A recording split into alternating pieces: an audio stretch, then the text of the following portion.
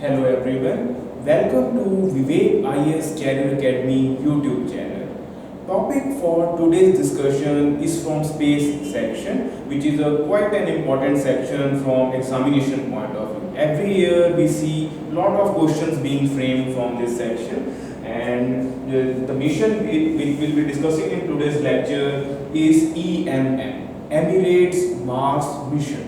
The mission becomes important because currently our own Mangalyaan mission is functioning fully, and it was launched way back in 2014, and the good news is it's still functioning, and so there is every possible reason that they might try to confuse you or compare these two missions. So in today's lecture, even though it's a foreign mission, we will have a brief overview what this mission is all about and how we can compare our own Mangalyaan mission with it. So first of all, whenever such major missions are launched, you should be follow the standard prototype of this on similar lines. Like the first thing is the launch site. In Indian case, we all know our launch site or the major spaceport is Sriharikota High Altitude Range, which has been renamed Satish Dhawan Space Center. Now, UAE being a late entrant in this space industry, so it couldn't afford to make its own launch pad in short span of time, because in 2000s, when India's mission got successful, it gave reasonable hope to this country that it should also venture into this space industry.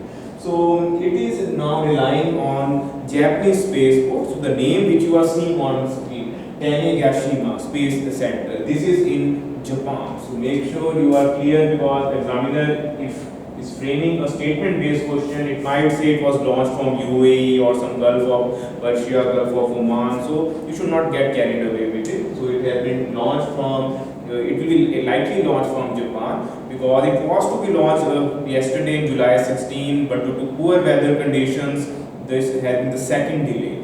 Now the third likely launch date is between July 21 to 22. So let's hope for the best for this mission, because eventually, even though it's a mission of UAE, but still as a global community, we should hope that it achieves its objectives.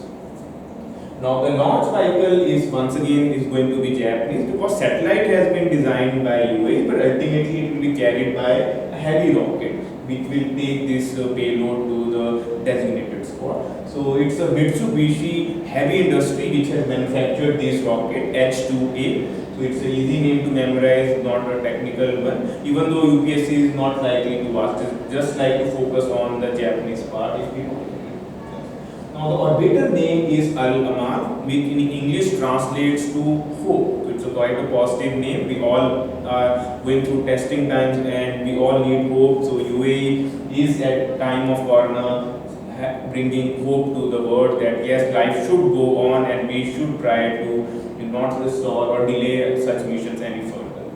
So you have to understand the name of mission as a whole is EMM, but the orbiter which it will be carrying, which will orbit Mars, it will be called Hope. So this is quite important one. And the mission objective, since it's an orbiter mission just like our own, it is likely to focus qualitatively on atmospheric studies of Mars, because you have to understand already there are rovers which are functioning on Mars surface. Curiosity there is inside, but since it's a developing in phase, so UAE couldn't have well straight away rovers. So it will eventually, first if any country tries to have a successful orbiter mission. Once that is ready, then it becomes more ambitious and tries landing on it. So don't pick any statement which highlights some rover theme in it. It's just an orbital mission. So the main objective is likely to study the escape process of Mars surface feature, that why it cannot hold hydrogen and oxygen. Even our own Mars mission has a MANCA, Mars Exospheric Neutral Composition Analyzer payload, which is also studying this composition of Mars surface, and also the photometer. Our own Lyman alpha photometer is also studying a similar way the escape process of Mars. So more or less the objective is likely to be the same, that because we are trying to figure out because the Earth and Mars both fall under Goldilocks zone, the habitable zone. and there is every reason that once there was some organic life, or you could say the water was there, so why it couldn't hold hydrogen and oxygen? So that could be the lessons which we could even learn from the Mars past, which could help in solving Earth's future. So that is what the significance of the mission is on global perspective, because whatever input this mission will give, it will further help in researching our understanding of Mars. So that's why the whole world looks up to such mission, even though they are from a different country. So overall, why UAE is venturing into such missions? Because the oil has a bleak future. We all know we are moving towards green economy, and a lot of countries are more or less switching to the greener alternative renewables. There is solar, there is biofuels, and whatnot, hydrogen, e-vehicles. So UAE has a certain ambitious mission that once this mission is achieved, because if it is launch is successful in July, this mission is likely to enter into Mars orbit in February 2021, which will coincide with the 50 years of UAE of its formation, and it has a much longer vision that in 2117 it wants to have a permanent settlement even at peak. So there's quite a long vision which UAE is planning, because this is not some isolated mission just to garner attention. They feel that this is the right time we should colonize the Mars. So more countries are in fray already. We can say the European Space Agency, India's Mangalyaan, and US missions are already functional, and China and Japan, they still haven't mastered this art of how to reach Mars. They will try once the pandemic is over.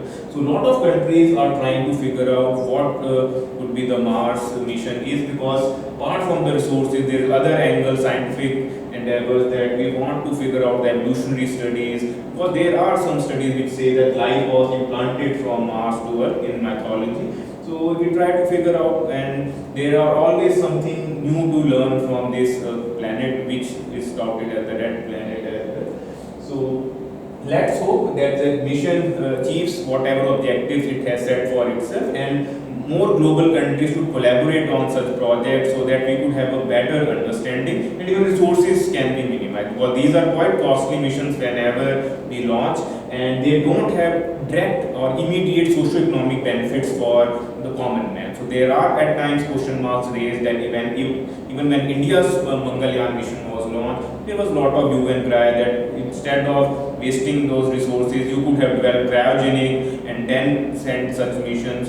So there is always a critical side, but we should look at the larger picture of things, that what this mission brings to the table. So this is what I have for the current mission. Hopefully in July 21-22 you would see a successful launch, and this news would be covered in all leading newspapers. At that time, just brush up any additional facts which are there apart from the ones which are mentioned in this lecture. So this is what we have in today's lecture on current updates. I hope this special session on space update was useful. I will be back short with another current affair lecture. Thanks for tuning in. Have a nice day.